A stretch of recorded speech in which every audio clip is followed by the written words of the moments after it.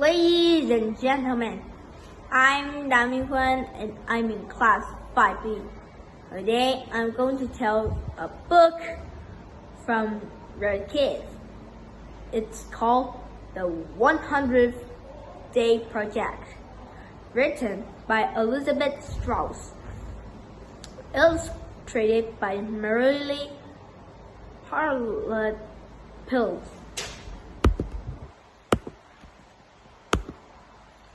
Counting to 100. Leticia, Mr. Thomas called, "It's time to wash your hands and set the table for dinner." 21, 22, 23, 24, 25. Leticia finished counting. "I'm coming." Leticia happily walked to the kitchen and went right to work. She set the table for her family. "What have you been up to?" Mr. Thomas asked. "You've been in your room the entire time since arriving home from school."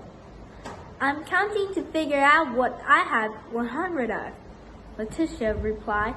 "I have 119 stickers, 104 books, 102 pennies, but only 74 crayons." "Why do you require 100 things?" Mr. Thomas wondered. "Tuesday's the 100th day of school," Leticia chirped. "As a 100th day project, everyone needs to gather 100 of an item and present them to the class. Maybe your mom, your brother, and I can assist with this project. But first, we need to eat. Can you get Tyson and tell him it's supper time?" 100 of something. After the family cleaned up the dishes, they talked about Leticia's project. First, Leticia showed them a large piece of paper. It measured 20 inches on one side and 20 inches in the other. In total, 100 squares were marked on a giant paper grid.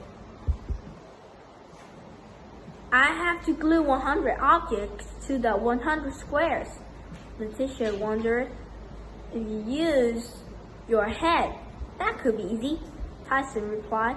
"It might be easy," Leticia said, "but I want to be special, not easy.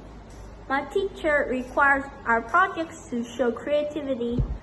Personally, I want mine to highlight my feelings about school." "Oh, I see. So gluing down crayons or pennies would work," Mrs. Thomas said. "I guess buns and ball caps are out too," Tyson blurted. "Yeah," Leticia smirked. "Now you see."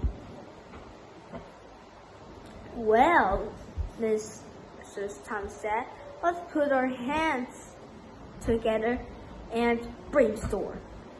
What have you been doing in 100 days of school?" "Well, we read a new book every day," Leticia answered. "I think reading is extremely cool."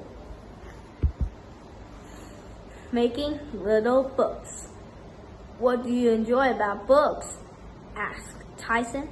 "I enjoy everything about books," Leticia said with a smile. "I like the covers, titles, pictures, and stories. I love listening to my teacher read, and I love reading books myself. But books won't fit on the project grid." Leticia looked at Tyson and frowned. "We could help you make tiny doll-sized books. Little books might fit on the grid," Tyson said, "and that wouldn't take long." Leticia wasn't sure, but she started to convince an idea. "Well, if we make little miniature books, perhaps I could write in them." "Of course you could, Leticia," Mrs. Thomas smiled. "This is completely your project. Remember, we're just your helpers." "Right," Tyson agreed. "It's your decision." Leticia definitely liked the sound of that. Secret messages. Leticia spent the evening in her room constructing little blank books and then writing each of the books. She was careful to use her best handwriting, and she had to write very small.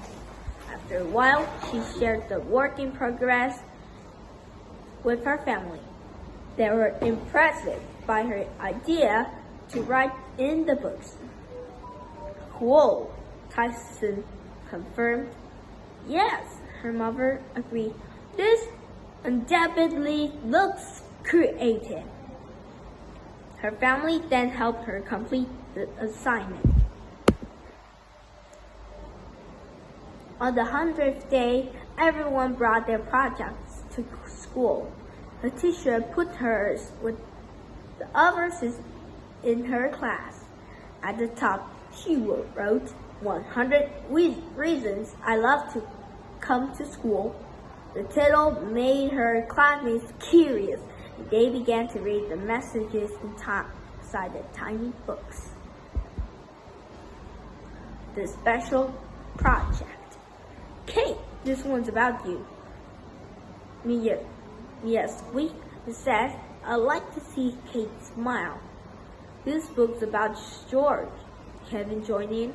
It says, George is always nice to people. Soon a crowd formed around Letitia's project. Finally, the teacher decided to read the little books to the whole class. It took a long time, considering there were 100 books. Yet after each book, the entire class clapped for the person the book was about. There were books for every student in Letitia's grade and every teacher at the school. There was a book for the custodians, school bus drivers, principal, librarians, and cafeteria workers too. Letitia successfully found a creative way to celebrate the 100th day of school. Her 100 reasons why she liked going to school for 100 people, why they were special. So that's all, and my story just got an end. So see you later. Bye bye.